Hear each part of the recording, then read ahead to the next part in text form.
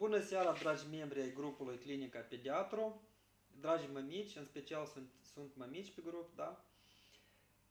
Sunteți și urmăritori, sper, a canalului Clinica Pediatru, acolo unde este multă informație. Spunem că e multă, e prea mult spus, adică este ceva de informații pe care dumneavoastră puteți să o citiți, să o vedeați. Este informație video, este informație sub formă de articol de citit, da? Sau adresă unde sunt articolele care le-am publicat. Pentru dumneavoastră, da? Despre febră, despre dermatită, despre tusă, despre inhalație, despre, nu știu dacă am publicat așa despre anemii. Și o să mai publicăm încă multe informații. E că văd că multe întrebări sunt despre vomit, despre diaree. Și o să publicăm cum să faceți corect hidratarea sau ce să administrați în primul rând când copilul are așa simptome. Ca să ne fie mai ușor să vă răspundem la mai mulți. Dar trebuie și dumneavoastră să fiți responsabili și să vă uitați ce informație este pe grup și când aveți nevoie, măcar știți că ea este acolo. Și ați intrat pe canal sau pe grup unde este distribuită și v-ați uitat repejor. Da? Astăzi trebuia să fie la noi un premiu, dar este alt premiu. Și m-am gândit că dacă că este aceala, dacă m-am uitat, el nu-i. Azi în concurs avem așa un spray Atomer Propolis. Este spray nazal.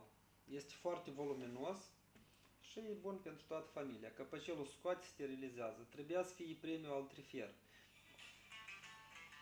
Au și repede. A sunat cineva. Cine a sunat? 430. Alo? Bună ziua, cine sună?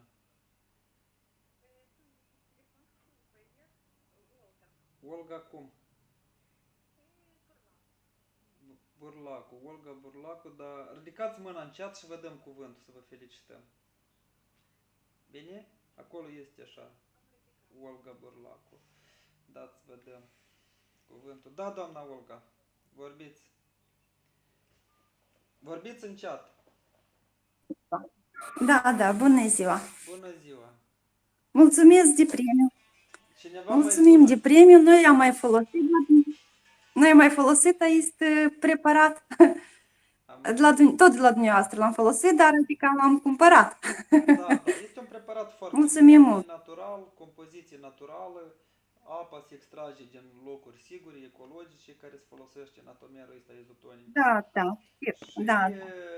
eu m-am străduit să apelez la companiile la care preparate mie îmi plac, cum lucrează și de atât așa facem, dacă ați Da, eu observ că dumneavoastră faceți ceea ce ne-ați recomandat.